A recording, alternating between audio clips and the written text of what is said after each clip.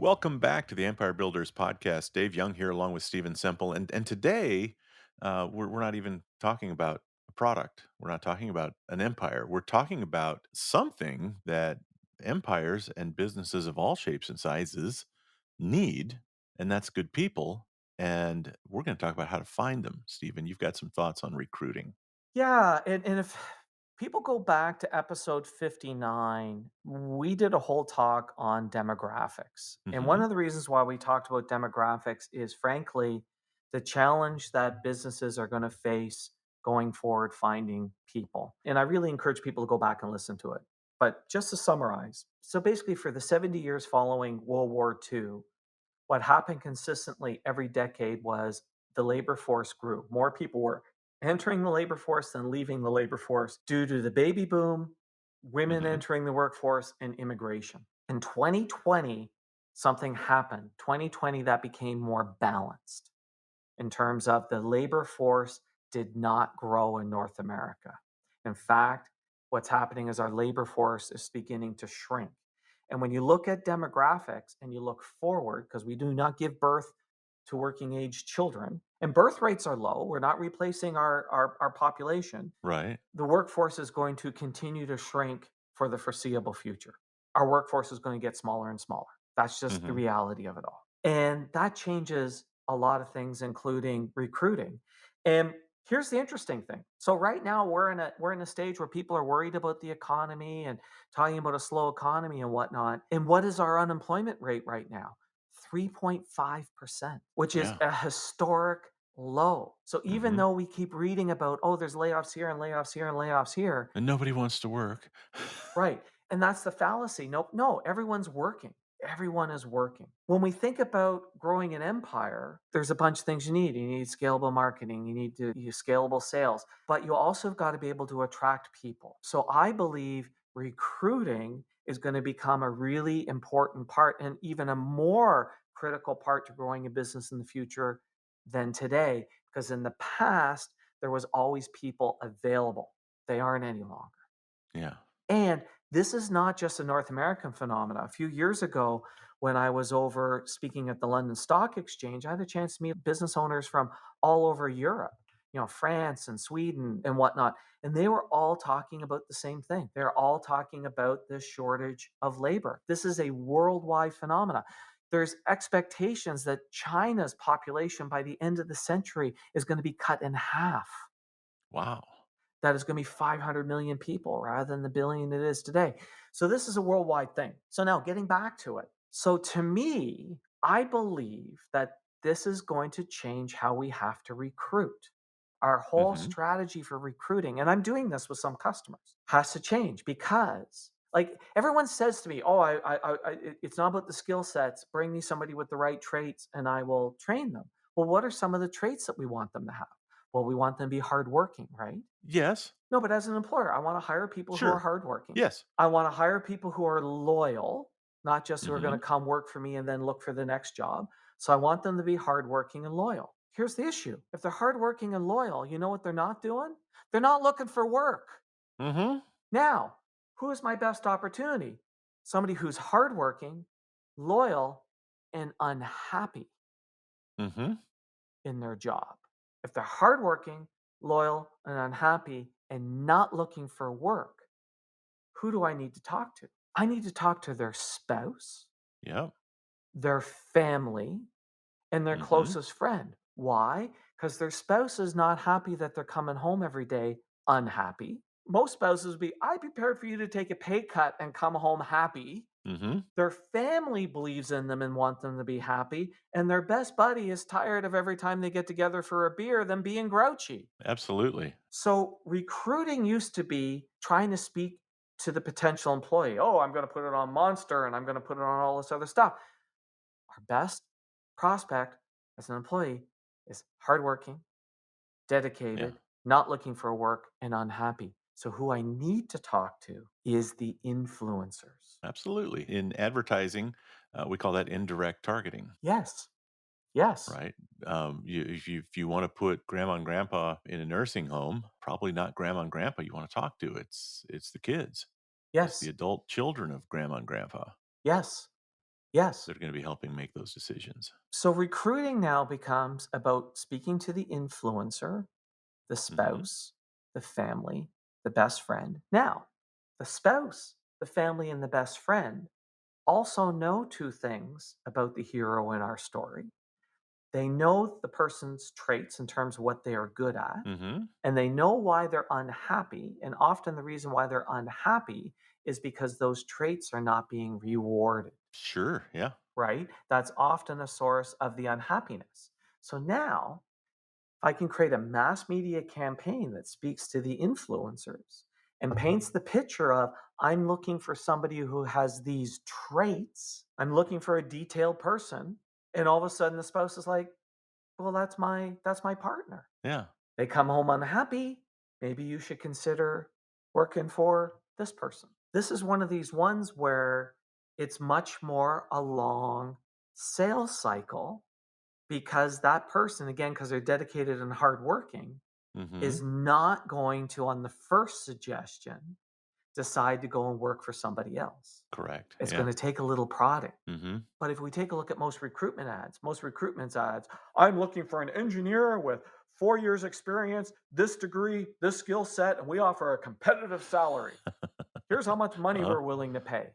Yeah. Now, if that even attracts somebody, have you attract somebody loyal? You attract somebody who goes, oh, this is good. I can make more money. People that are hardworking and loyal to get their attention. So you target the influencers, but you've got to actually do a pretty decent job to get the influencer on your side to actually start recruiting them for you. Yes. Now, the influencer is more likely, especially the spouse, is more likely to be attuned to looking for the opportunity because they have a partner who's unhappy Yeah. and they actually have a wish that they would quit their job. So Yeah. they are actually easier to reach because they're actually a little bit more open to the message than the hero of our story. But it means we got to craft the message so that we know that that person is going to receive it.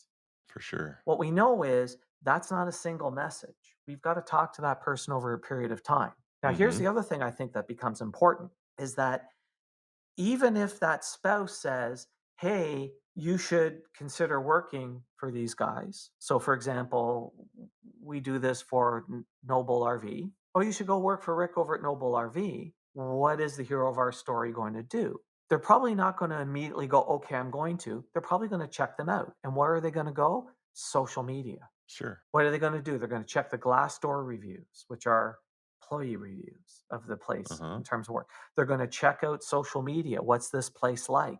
And so I actually think social media is going to become a very important tool in recruitment, not from the standpoint of somebody finding an assigned work, but somebody thinking about coming to work for you, checking you out in terms of what is your culture like. So, in other Yeah. words, social media has to give a glimpse inside of the company. Now, Mhm.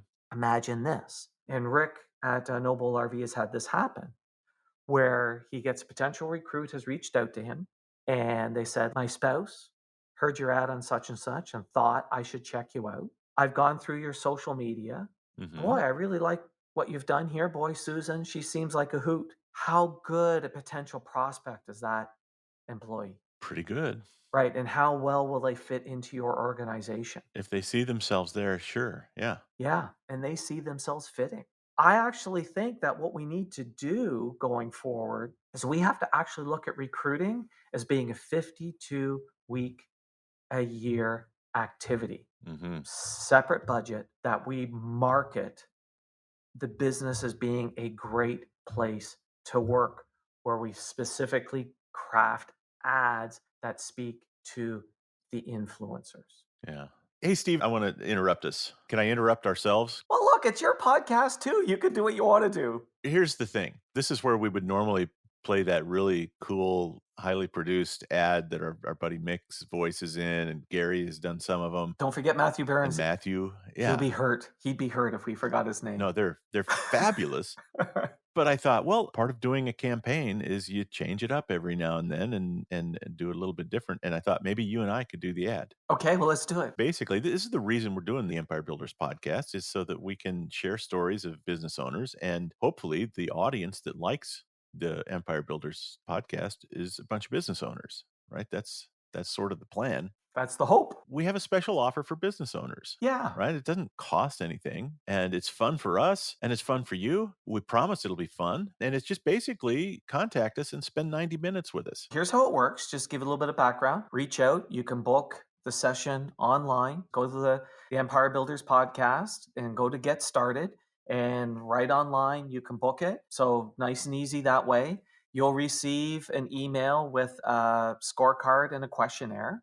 So you just got to take a little bit of time to fill that out and get it to us. And what that allows us to do is, instead of it being this typical, hey, we're great, hey, we're wonderful, here's our ads, you should hire us, it actually allows us to do some research so we can show up prepared and give you, the business owner who contacts us, some solid advice for free. I don't like sales. I'd much rather do that than be the sales guy. And here's my attitude: if we give you great advice and it's something you think you can apply and helps your business, maybe then you'll want to go to the next step and hire us. And even if not, go and apply those things and grow your business. The more people do that, just better off we all are. This questionnaire that you're going to give them, again, remember, this 90-minute session is not about us, it's about you and your business. Correct. So that's why we need to know a little bit about you and your business so that we don't make it about us. Right. We want to make it about you. Yeah. And it means the first 30 minutes we're not asking the basic lowball questions. Yeah.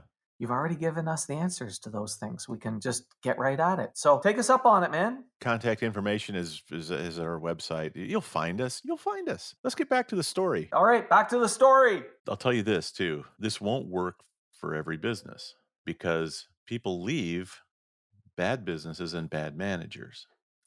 Yes, So if you're running a pretty shitty place to work right now, this strategy is not going to help you. it's Your true. best bet is to put resources into improving your culture, making it a better place to work, and that's investing dollars into your business. And thank you for pointing it out, David, because I went with the automatic because I've been thinking about it for companies that we've been doing it for, where I know they have a high retention. We know that they're great people, right? Yes. We know that about Rick. This is bad advice if you have a crappy culture. If you're losing your best people, on a fairly regular basis, this is not something that will help turn the tide. In fact, you may lose people even faster. Well, the part that I find that's interesting on that front is businesses, if they get a bad Google review from a customer, kind of flip out over it and sort of like, okay, well, we've got to fix that. Yeah. This is as important, if not more important, going forward, that you're going to be a good employer. And look,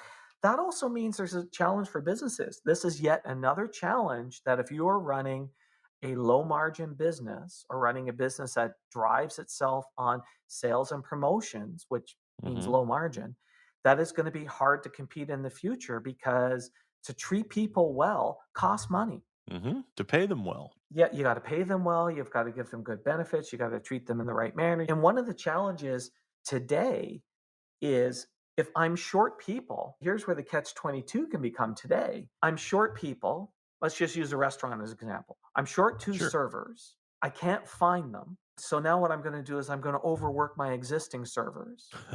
Yeah.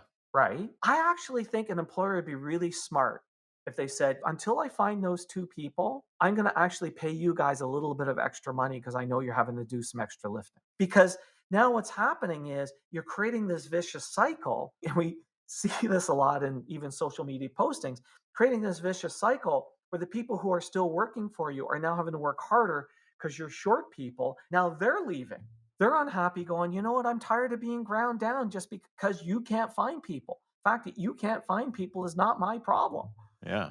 Creating a happy culture where people are well paid. Man, it comes down to so many things, but like we talk about businesses that have a decent profit margin as being the ones that can afford to do a good advertising campaign, Yes. right? Having a good profit margin also means you can afford to pay people and keep them happy and keep them around. Yes. I think this was just a cartoon or a meme, but the boss is saying, "Oh my gosh, Mary wants a raise and I don't think we can afford to give it to her." And the HR person says, "Well, if we can't afford to give her the raise, we certainly can't afford to replace her." Right. Right? When you consider what that entails, right? Bringing somebody new on and training them and right, just getting back to where you were. It's like keep your people happy. Let's also look at it another way. There's been a power dynamic shift. that has started to happen and is going to Mhm. become more powerful as we go forward. And the shift is the employee has more power today than they used to have and are starting to have more power than the employers. And here's where we're seeing it. Every day, we hear announcements from companies going, okay, no, I'm demanding that people return to the office. This time I mean it. Right? Like there was one recently from GM where it's Yeah. like, this time we mean it. And it's like, yeah, but you've said this a couple of times. And here's what you suddenly realize. There was employees who were like, screw you. I'm not going back to the office. And what couldn't you do? You couldn't fire them. Yeah. And often they were your best performers. Mhm. They were your absolute best performers. It's interesting. A friend of mine, his wife works remotely, and they were called to go back, and she didn't want to go back. And so I said to her, I said, here's what you should negotiate. You're allowed to continue to work from home as long as you keep your rating. The moment your rating slips, you have to go into the office. So I'd make them that deal. Otherwise, you're quitting. And it's like, well, that's a fair deal because the argument that you have got to come back into the office is productivity. Well, if I keep my productivity ratings where it is, I should be allowed to work wherever I want to work. That's a fair deal. Yeah. I've seen him making the case for, oh, well, just the workplace camaraderie and getting to know people that might be in a position to give you advancement and those kind. And that's all. There's a certain ring of truth to it, but there's also some people that I think are maybe pushing the back to work because maybe they have a lot of money invested in commercial real estate. Well, there's part of that, but the other part is there's a fallacy that if the person's in the office working, I know they're working. If they're home, I don't know where they're working. But here's what I'm going to tell you: just because they're sitting at their desk in the office, you don't know that they're working. I used Exactly. to do work with a wedding planner, and what I was surprised is that they did not do any work on evenings and weekends. I said, "Well, how do people plan their weddings?" They go like, "Oh, it's done 9 to 5. Oh, during lunch hour? Oh no." No, Because we get no calls during lunch hour, it's all during day. working hours. Yeah. We have to actually adjust. I know we're getting off of recruiting here, but we actually have to adjust how we measure somebody's activity, and it has to be results based. We have to learn how to also manage people differently in this remote working environment. But the other part is if that's what our employees want, that's what we need to give them. Now, there is one thing I will say that I think companies need to adjust, and this will speak now more towards retention. So there was an interesting study done by Gallup. Was it First Break All Your Rules? First Break All the Rules? Yeah, I think it was First Break All the Rules. And it was a massive survey that Gallup did of employees. And what was interesting about the survey is they broke the survey result up where they said, okay, I'm just going to look at the survey results of top performing employees versus everybody else and what's different. So they could isolate what was important to top employees. Hmm. One of the things that's important to top employees is having a friend at work and feeling all of this sort of connection. So, on one hand, that would argue for bringing people back to the office. But there's another way to do that. And we do that as Wizard of Ads partners. So, all of us work remotely. We're from all around the Yeah. world. But twice a year, we get together. And that twice a year to get together is not educational and new product and all this other boring bullshit. The most important part of it is getting together for dinner, getting together Hmm. for lunch, hanging out, Yes. building those interpersonal relationships and having a friend at work. So I think what companies need to do is start investing in those sorts of events for their remote workers. Yeah. I think that's great advice. Yeah. Great advice. But going back to the recruiting, got to get your head around. They're hardworking. They're Uh-huh. not looking for work. They're unhappy. You have to speak to the influencer. Yeah. Great discussion. Appreciate you bringing it up and remember that indirect targeting. Yeah, Look for the people that are influencing them that are maybe unhappy because they're unhappy. right. And this issue of the tight labor market ain't going away. It's just going to get tighter. Yeah, I agree. All right. All right. Thanks, David. Well, I'm looking forward to our next talk on the Empire Builders podcast. Thank you, Stephen. Thank you. Thanks for listening to the podcast. Please share us, subscribe on your favorite podcast app, and leave us a big, fat, juicy 5-star rating and review. And if you have any questions about this or any other podcast episode, email to questions@theempirebuilderspodcast.com.